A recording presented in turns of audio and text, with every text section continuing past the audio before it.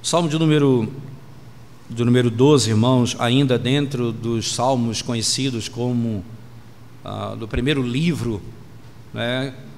E nesse salmo, particularmente ainda no mesmo contexto histórico,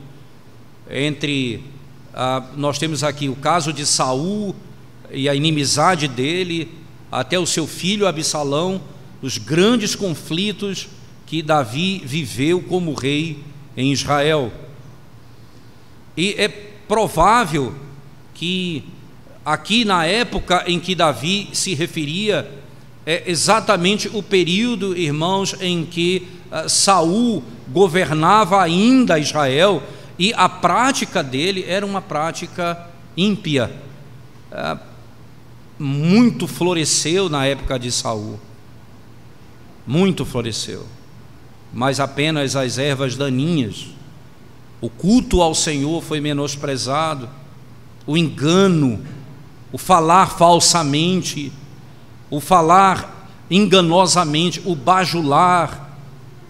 Vocês vão lembrar, por exemplo, que no dia específico, quando o Senhor, por meio do profeta, anuncia que vai tirar o reino de Saul, isso ocorre num contexto em que todas essas coisas são manifestadas.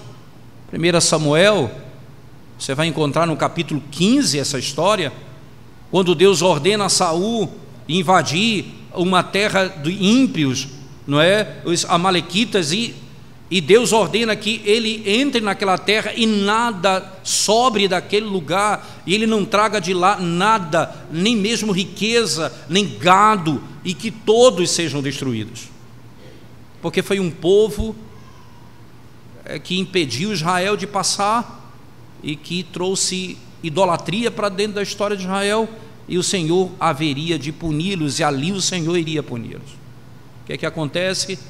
Acontece que Saul vai para esse momento, cumpre parte da palavra de Deus, e quando volta, o profeta enviado por Deus mais uma vez pergunta a ele: fizeste o que Deus te mandou fazer? Ele disse: tudo o que ele me mandou fazer eu fiz. E o barulho que eu estou ouvindo aqui desses animais, o que é isso? Que barulho é esse? Ele disse: o povo me pediu e eu obedeci, e eu separei algum gado para trazer. Era um homem que buscava agradar a todos, e imediatamente ele obedece aparentemente aquilo que os seus homens pediram por causa da riqueza. O que Deus havia ordenado, a sua palavra que é pura e verdadeira e que deveria ser obedecida, foi agora mitigada, e eles começam a fazer o que é contrário à lei de Deus, e são punidos pelo Senhor.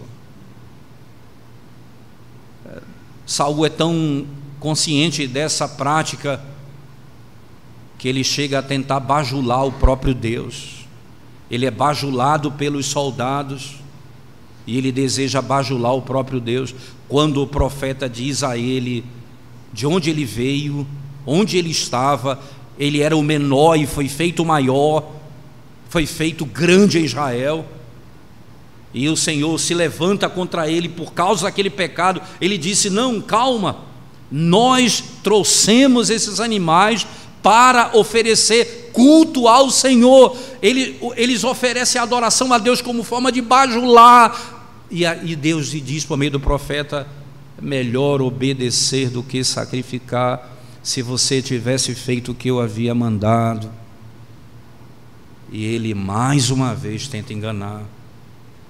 É isso que imperava na época: engano, bajulação, mentira. E o que faz um homem de Deus numa circunstância como essa, irmãos?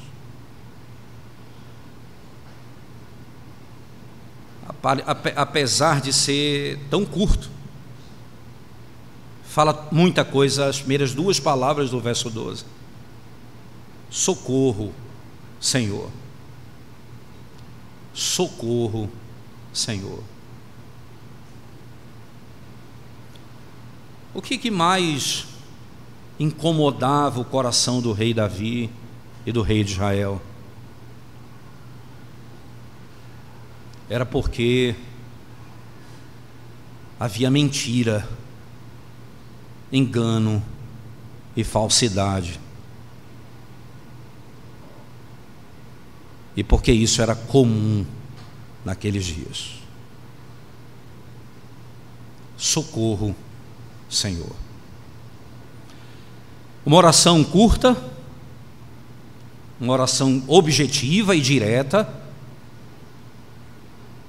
e que Deus atendeu a súplica do seu servo, trazendo a ele confiança no meio dessas muitas lutas que ele enfrentou.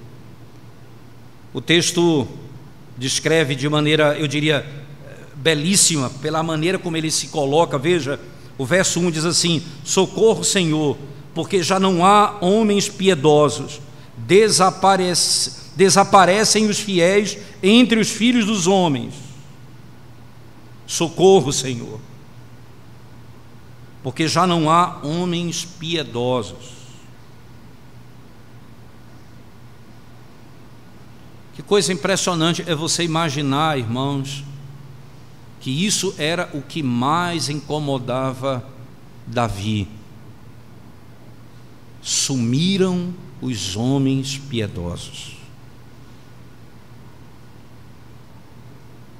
Os homens que falam e fazem.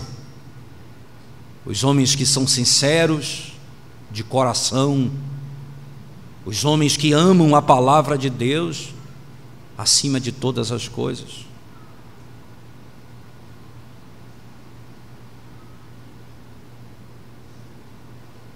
O que a igreja mais precisa, irmãos? De homens piedosos, de homens que temem a Deus, porque esses serão homens corajosos.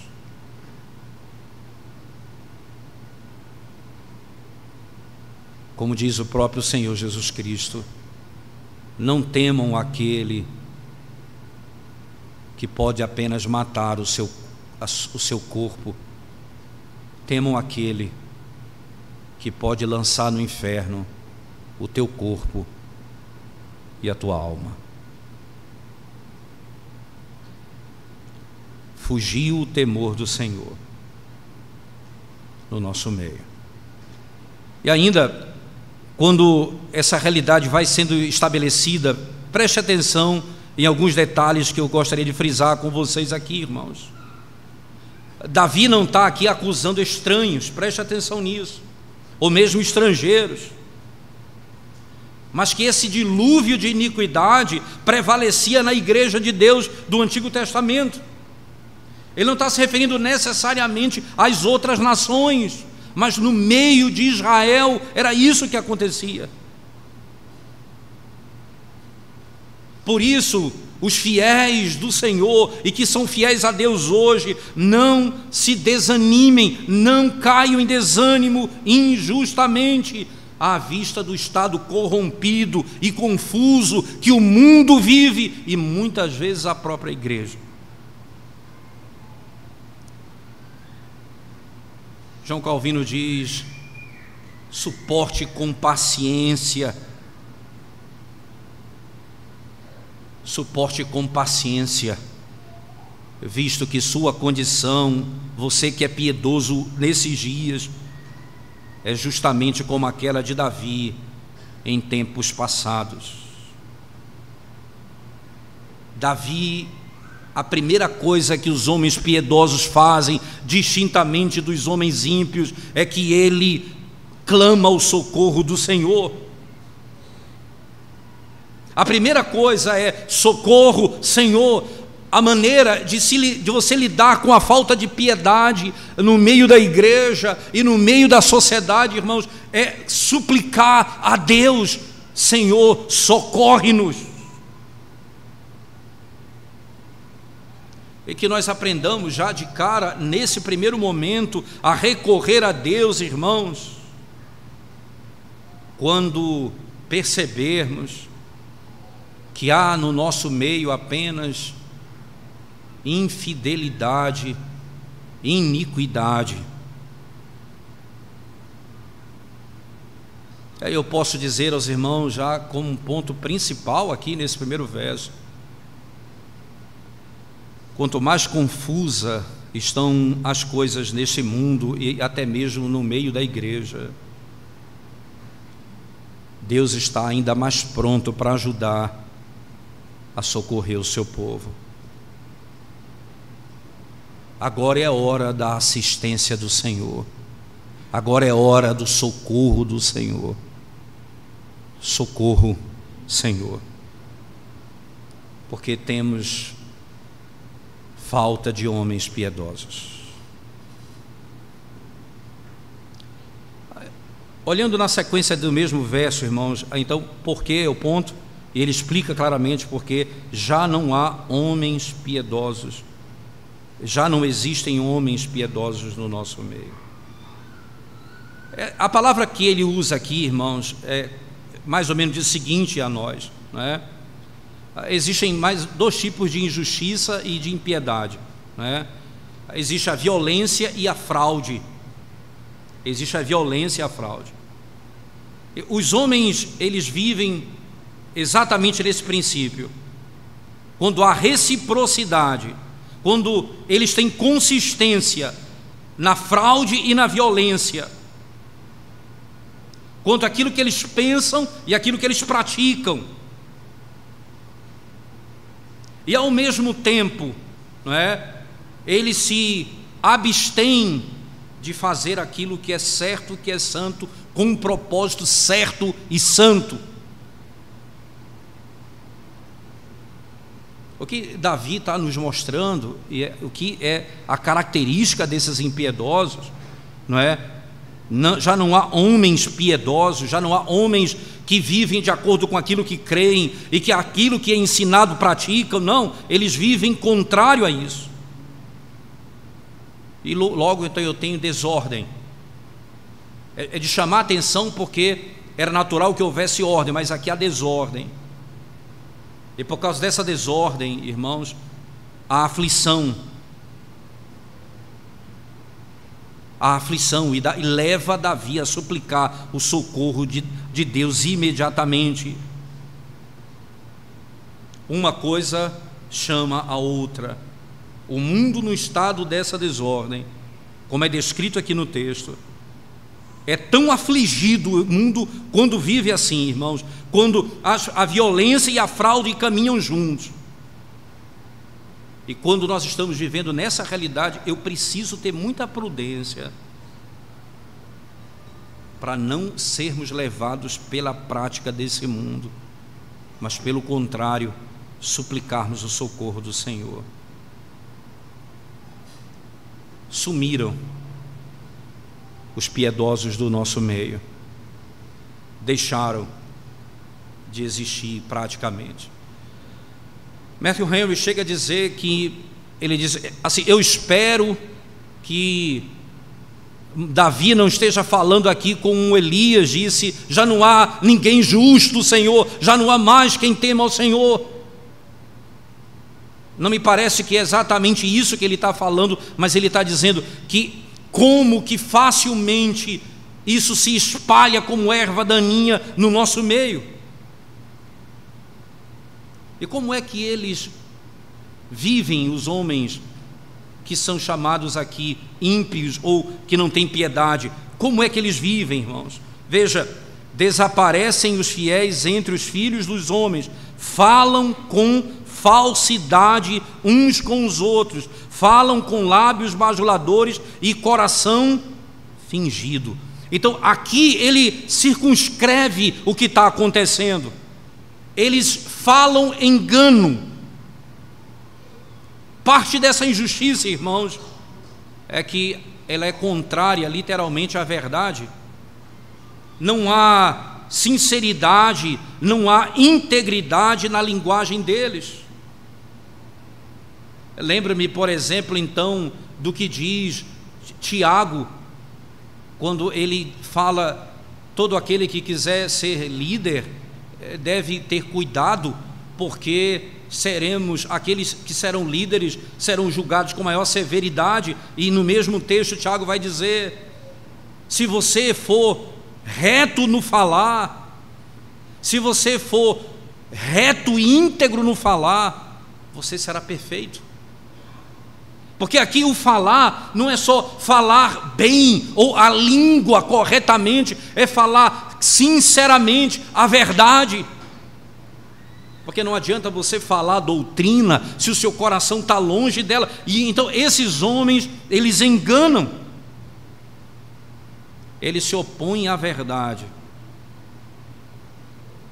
O grande objetivo deles, irmãos, é que eles se dedicam a enganar. Eles não são enganados, eles não falam porque se enganaram, eles têm um objetivo que é enganar.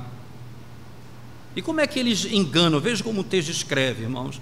Como é que eles enganam? Ainda o verso 2: falam com falsidade uns aos outros, falam com lábios bajuladores e coração fingido. Falam com lábios bajuladores e coração fingido. Falam com um coração fingido. Você sabe que essa palavra aqui usada no texto, né, fingido, a raiz dessa palavra, irmãos, ela significa dividir. Dividir é a palavra que significa divisão. Significa dizer que os que resolvem agir dessa maneira, eles são homens de coração doble. Aquela expressão usada lá em Tiago, um homem que tem um coração num lugar e o coração em outro lugar. Eles se expressam com duplicidade, eles se expressam com linguagem ambígua, para que dessa forma eles se tornem diante dos homens aquilo que eles realmente são: enganadores. O propósito deles, eles falam enganosamente e são bajuladores. O coração deles não é reto, não é íntegro, não é sincero, não é verdadeiro. O coração é duplo. Eles põem de um lado o pensamento, enquanto eles estão do outro lado na sua prática. Eles são hipócritas, eles são traiçoeiros, eles são inimigos da verdade. Diante da linguagem deles, né, a intenção que eles têm não é a melhor possível. E quando nós pensamos aqui um pouco sobre a questão, irmãos, da bajulação, por que esse é um pecado tão gravemente condenado pelo Senhor? Por que a bajulação ela é terrivelmente condenada pelo Senhor? Por algumas razões óbvias. Por exemplo, preste atenção no fato, irmãos, de que o propósito deles aqui é levar à destruição. Não é apenas se beneficiar, porque o bajulador normalmente é aquele que tem a intenção de ganhar alguma coisa de alguém superior. E aí então ele fala com a pessoa sem falar a verdade, ele fala aquilo que está acima da verdade, ele fala aquilo que não é sincero e aquilo que não condiz com a realidade. Mas a intenção dele é outra, ele quer com aquilo ter benefícios para a sua própria vida. E aí o que ele vai fazer? Na prática, ele busca destruir o outro. Como foi que a mulher adúltera lá em Provérbios 7 fez? Ela, com a sua língua, ela bajulava aquele jovem. E qual era a intenção dela? Destruí-lo. Destruí-lo. Esse bajulador, irmãos, como diz o texto, falam com falsidade uns aos outros, falam com lábios bajuladores e coração fingido. Tudo que eles expressam para fazer o que eles desejam é não falar a verdade, tudo para que eles alcancem o objetivo deles. De Saul, eles conseguiram trazer o gado que foi ordenado morrer.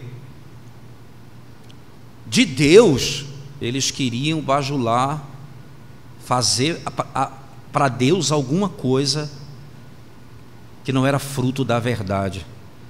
Nós vamos oferecer ao Senhor o fruto do nosso pecado, não o fruto da santidade.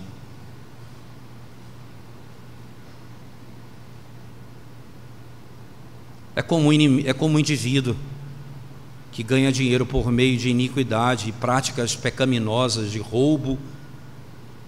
Ele acredita que ele oferecendo a Deus as ofertas ao Senhor financeira, o Senhor vai abençoá-los por isso. Eles acreditam que assim serão abençoados pelo próprio Deus.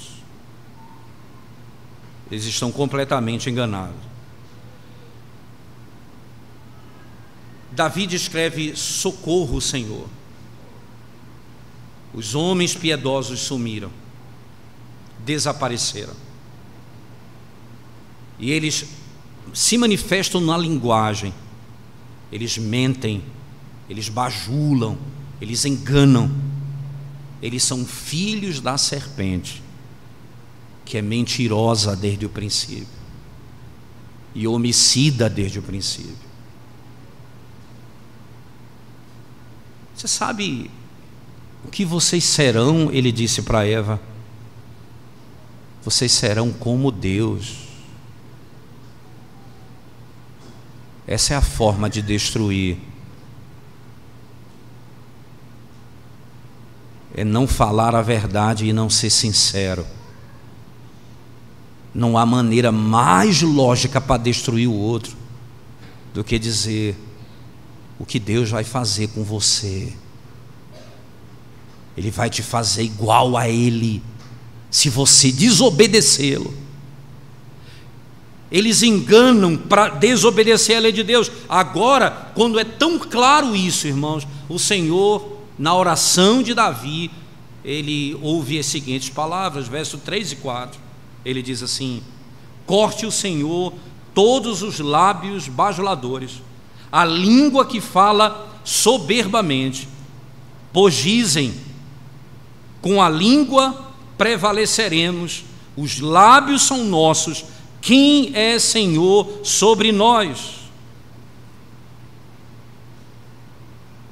Perceba que o Senhor pede simplesmente: corte, Senhor, todos os lábios bajuladores.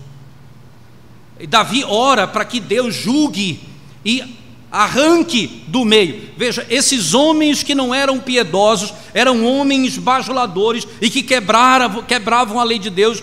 No 9º mandamento, falavam mentiras, engano. Agora o Senhor diz: corta, Senhor, os lábios dos bajuladores, dos homens que mentem. É como se Davi estivesse dizendo: a falsidade e a calúnia, elas são mais letais do que a espada e todo gênero de arma. Irmãos, corta, Senhor, os bajuladores, os lábios deles, a língua que fala soberbamente. E aqui ele acrescenta um detalhe: o bajulador, ele tem uma outra natureza. Além dele querer, irmãos, elevar as coisas acima da realidade ou diminuir abaixo da realidade com o propósito de enganar, eles agora revelam o coração. Eles são soberbos.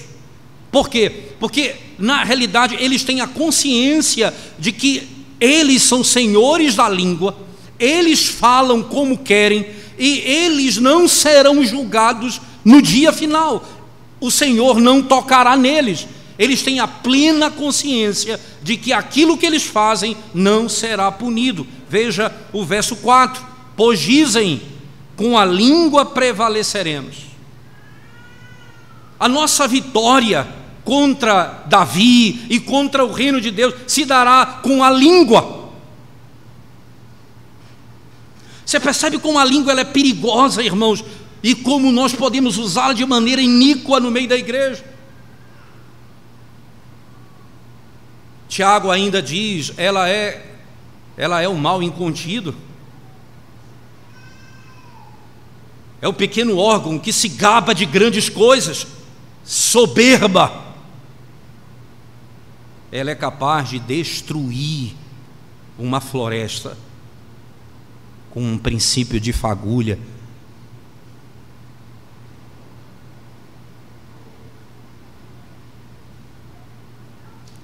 Nós vamos conquistar com a língua.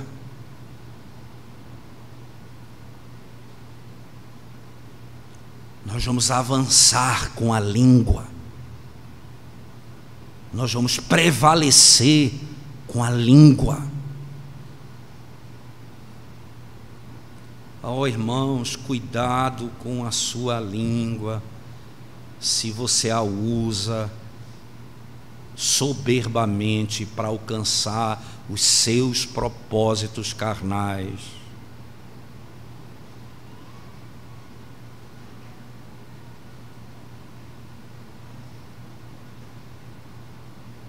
O homem que deseja seduzir uma mulher que não é a sua, ele vai bajular, ele vai mentir, ele vai enganar, ele vai parecer mais digno do que o marido, ele vai parecer mais justo do que o marido, ele vai parecer melhor do que o outro, ele vai se revestir, ele vai enganar, ele vai enredar, ele vai fazer tudo o que tiver ao seu alcance. Ele diz: e nós vamos prevalecer, e nós vamos ganhar.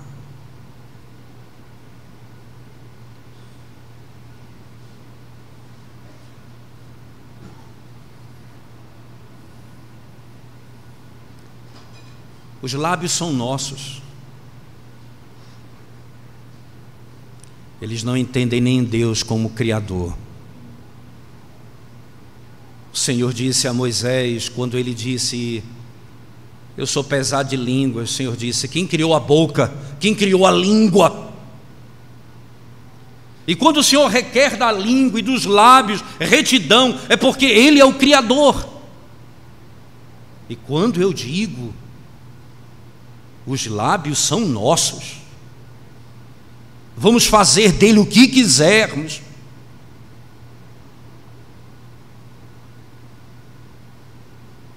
ele está declarando o que vem agora da pior maneira na última seção do verso: quem é Senhor sobre nós? Quem é Senhor sobre nós? Quem governa o nosso falar? Quem tem autoridade sobre nós?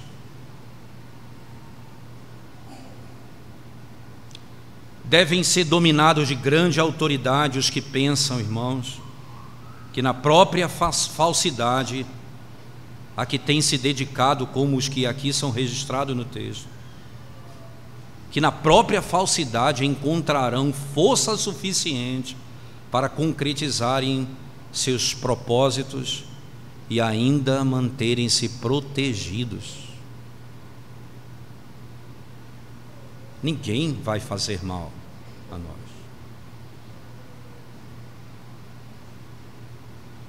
Presunção como essa, irmãos, é a atitude máxima da perversidade, porque ele tripudia da lei e da linguagem estabelecida por Deus e da equidade como Deus julga todas as coisas. Eles tripudiam dessa maneira, eles são arrogantes e se vangloriam, pois ao procederem dessa maneira, como o texto escreve, irmãos, é como se declarassem assim: guerra contra Deus. enquanto Davi disse: socorro, Deus, eles declararam guerra contra Deus. Na seção dos versos 5 e 6, veja ainda, irmãos, perceba que agora essa oração de Davi, suplicando o favor de Deus: socorro, Senhor, porque os homens ímpios desapareceram. Apenas a característica deles, eles são mentirosos e bajuladores. E não apenas isso, eles são arrogantes a ponto de dizerem que eles dominam a própria língua e ninguém é senhor sobre eles, senão eles mesmos. Agora, isso leva ao sofrimento aos justos, aos santos. Como isso leva o povo de Deus ao sofrimento? Aos fiéis, eles sofrem. Veja o verso 5 e 6. Por causa da opressão dos pobres e do gemido dos necessitados, eu me levantarei agora, diz o Senhor, e porei a salvo a quem por isso suspira. As palavras do Senhor são palavras puras, prata refinada em cadinho de barro, depurada 7 vezes.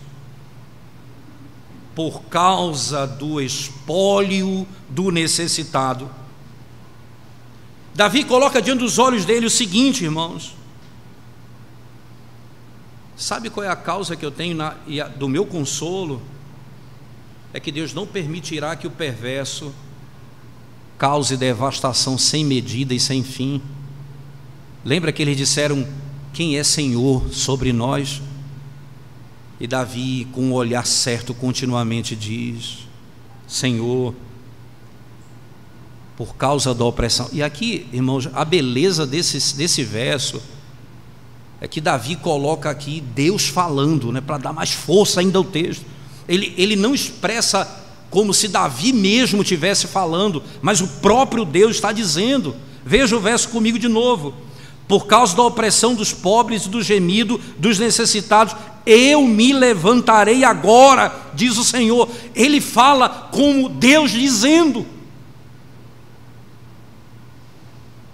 Ele faz isso no Salmo 2: tu és meu filho, eu hoje te gerei. Ele faz a mesma coisa, é uma forma profética. Ele sai do caráter poético e demonstra aqui o aspecto profético do texto. O Senhor dizendo que julgará os que praticam tais coisas, por causa da opressão dos pobres e do gemido dos necessitados. Quando as injúrias, as bajulações, os enganos, a mentira e as extorsões e as devastações dos nossos inimigos nos deixarem desprovidos de tudo, elas não nos deixarão desprovidos de lágrimas e gemidos. Eu ouvirei o gemido. Foi assim quando Deus tirou Israel do cativeiro. Ele enviou Moisés e disse: diga ao povo que eu ouvi o seu clamor. Quando os bajuladores, os enganadores e os mentirosos nos tirarem tudo, as lágrimas e os gemidos eles não poderão nos arrancar. Agora é a hora quando Deus executará juízo sobre eles.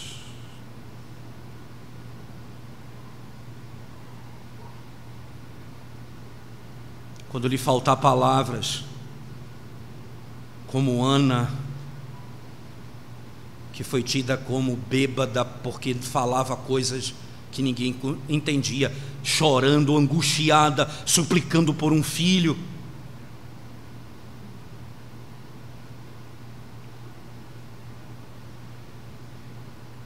Eu devo pensar, irmãos, que o Senhor ouve o nosso gemido.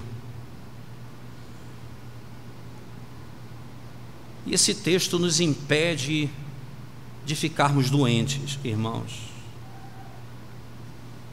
angustiados, deprimidos, desanimados a ponto de não termos força mais para levantar, como se não tivéssemos esperança.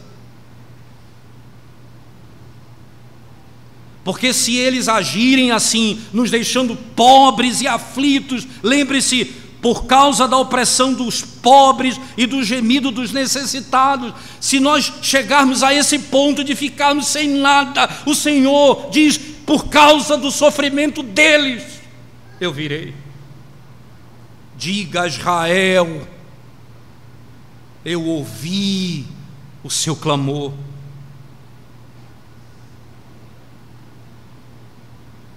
E Deus tomará nas suas mãos essa causa. E Ele diz, o Senhor diz diretamente, eu me levantarei agora. Irmãos, eu me levantarei agora. E farei o quê? E porei a salvo a quem por isso suspira.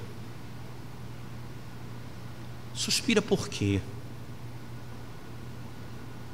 Pela aflição dos bajuladores e caluniadores? Mas suspira como Davi: socorro, Senhor. Estamos sem homens piedosos no nosso meio. O Senhor não apenas vai nos restaurar, como levantará homens piedosos no nosso meio.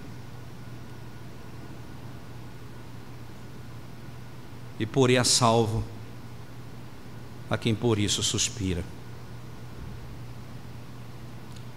Somente quando Deus nos faz entender por sua própria voz, irmãos, que Ele será gracioso para conosco, é que podemos acalentar na alma a esperança da salvação. Porque Deus, diferente dos bajuladores, Deus não bajula, Deus fala a verdade.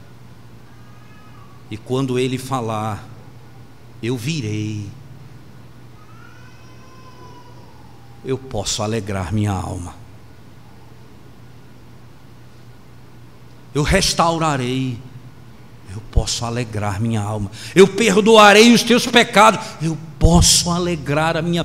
Quando Ele falar, Ele fala a verdade. E é isso que vem em grande contraste agora, no verso seguinte.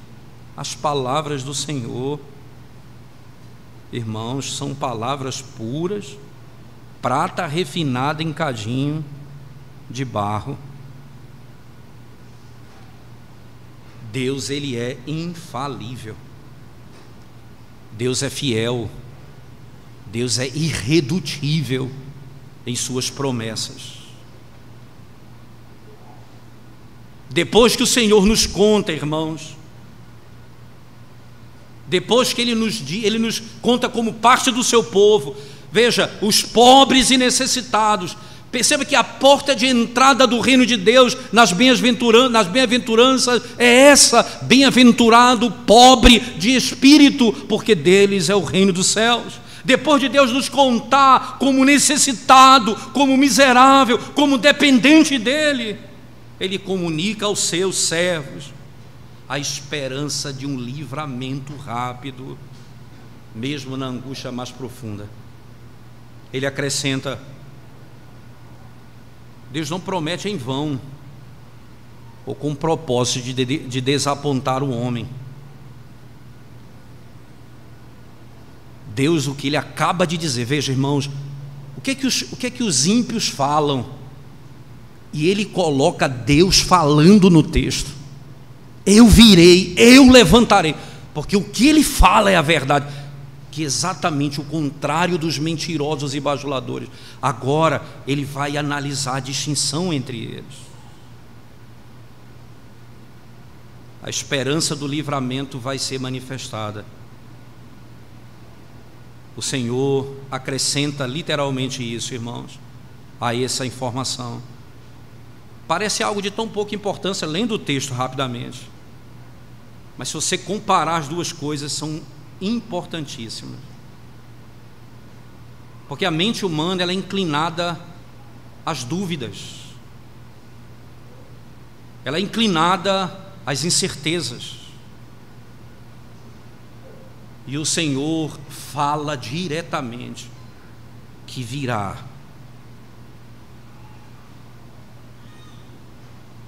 Deus não é fraudulento.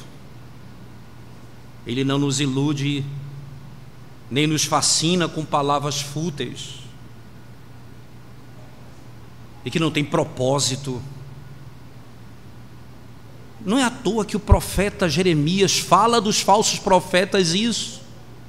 Se você tiver um sonho, diga eu tive um sonho, não diga o Senhor falou. E quantas pessoas pecam terrivelmente contra Deus, porque abrem a boca para dizer que estão profetizando, e a intenção delas é apenas de desejar o bem ao outro, de dizer ao outro: olha, eu espero que você seja curado, eu espero que você seja restaurado, eu espero que você saia dessa situação. E aí ele, para dar peso, transforma isso em profecia: o Senhor me mandou dizer isso a você. E aí vocês transformam Deus em caluniador, em bajulador, em enganador. Deus não é fraudulento, Deus não engana, Ele fala a verdade. Ele fala a verdade. E Ele diz ao coração daqueles: vocês são meus, pobres e necessitados. Eu virei, eu me levantarei e tirarei vocês dessa situação. Deus não vai tornar alguém grande humilhando ele. Veja, ele vai para o fundo do poço. Ele não vai dizer que esse alguém vai ser tirado sem um propósito santo, irmãos. Que tudo aquilo que ele fala vai acontecer. Tudo aquilo que ele diz é realidade. Todo o propósito dele se cumprirá.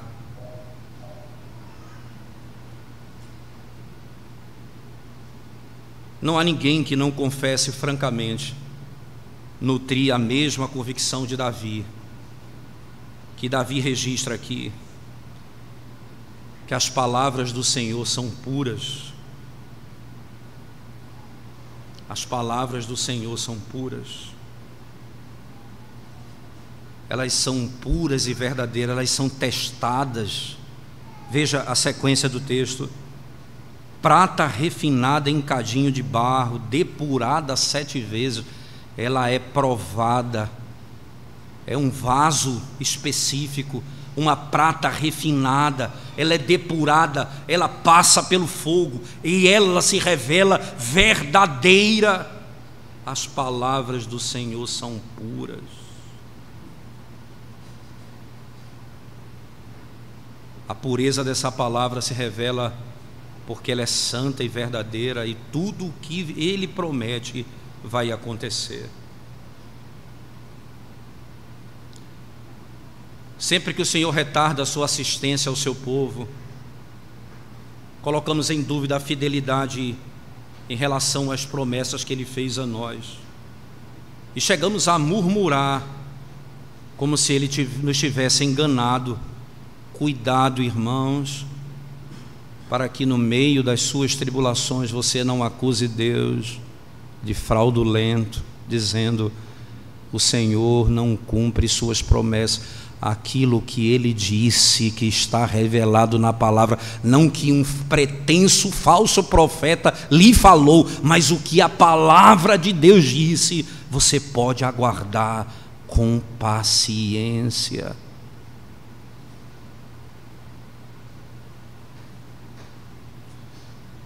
Poucos são aqueles que francamente lhe dão crédito quando estão diante da adversidade e logo não dizem: socorro, Senhor. As tuas palavras são puras e verdadeiras. Pacientemente aguardarei. poucos são, mas é necessário que nós encontremos ocasião, irmãos, para cortar a desconfiança no nosso coração, a incredulidade que insiste em brotar, não confiando nas promessas do Senhor diante dos dias maus. Essas são as armas que nós devemos empunhar, e elas são essas palavras.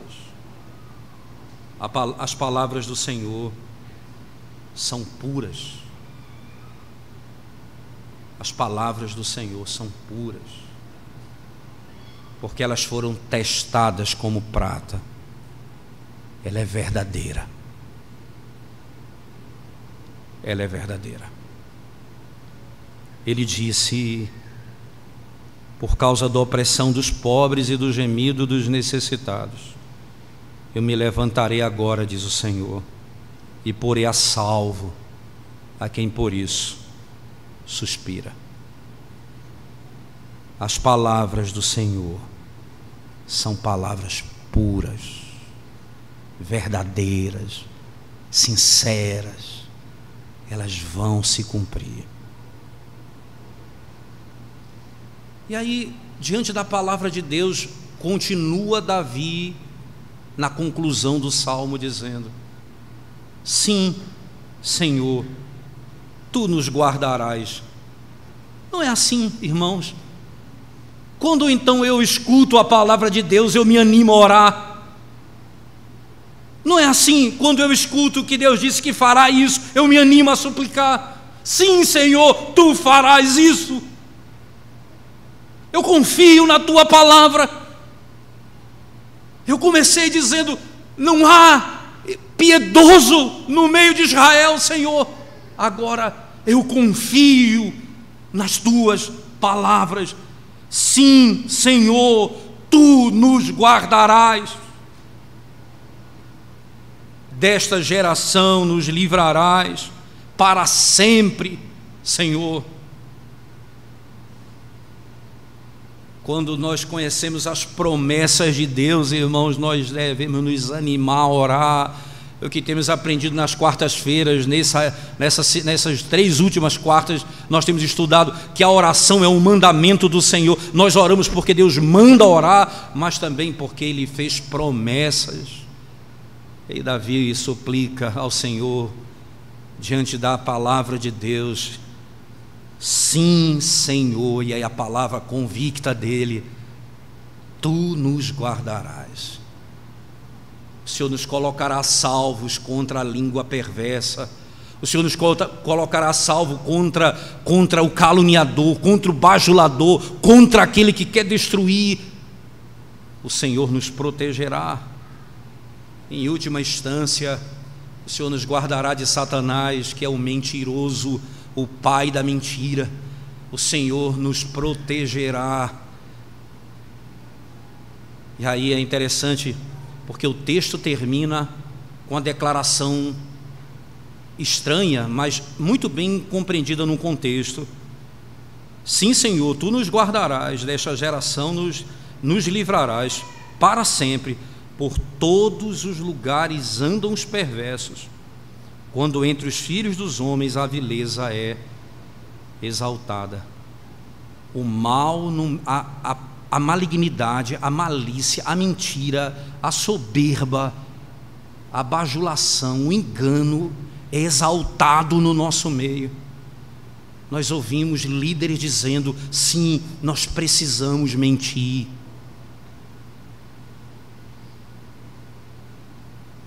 Quando a mentira é exaltada, o engano é exaltado, o Senhor nos mostra: sim, Senhor, tu nos guardarás, desta geração nos livrarás para sempre.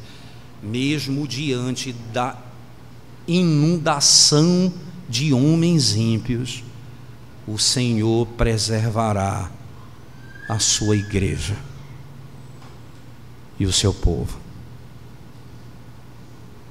Diante da mentira e do engano,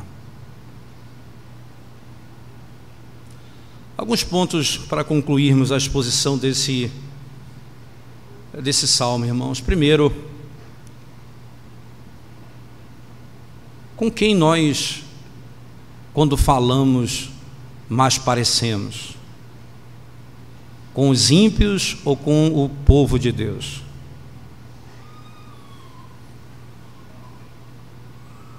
O que exatamente as pessoas pensam de nós segundo as nossas palavras e como usamos a nossa língua no dia a dia?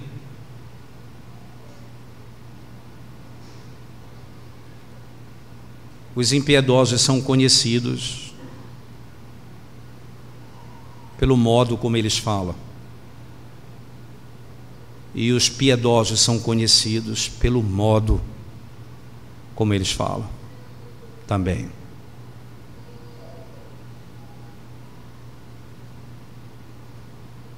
O que mais a igreja precisa hoje, irmãos?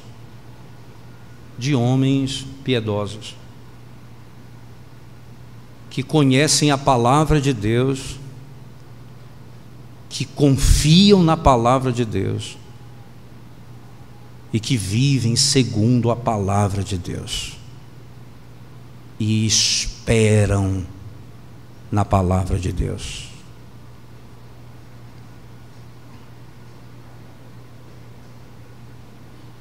Socorro, Senhor.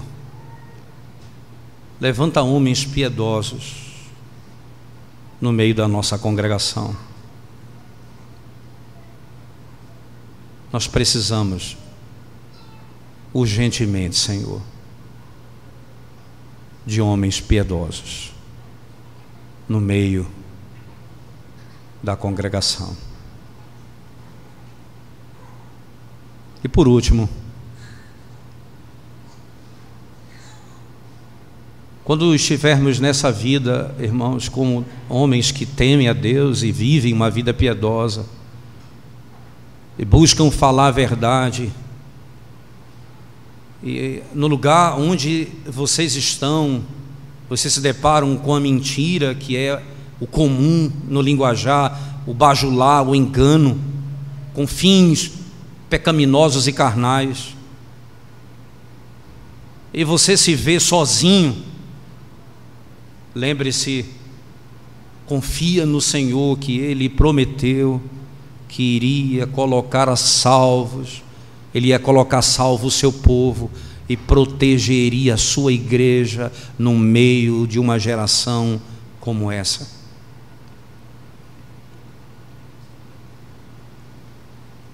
No meio de uma geração como essa, o Senhor prometeu, e Ele faria, e Ele fará. Você sabe que Cristo Jesus, como descrito na carta de Pedro, foi descrito assim: não se encontrou dolo, engano nas suas palavras. Não se viu e se ouviu dolo nas suas palavras. É nele o que te protege, é o que te ensina a falar, para a glória de Deus. Vamos curvar nossa cabeça e orar ao Senhor nesse momento, irmãos. Nós te exaltamos, ó Deus, pelo poderoso privilégio de podermos ouvir a Tua palavra, Tua voz nessa manhã do Teu santo dia, ó Deus. Ó Deus, fala ao nosso coração, muda a nossa sorte, ó Deus, livra-nos da iniquidade dos nossos lábios, que revelam tanta malícia no nosso coração. Socorre-nos, ó Deus, levanta homens piedosos no nosso meio, homens santos, para a glória do Teu nome. Em nome de Jesus nós oramos. Amém, Senhor Deus. Amém.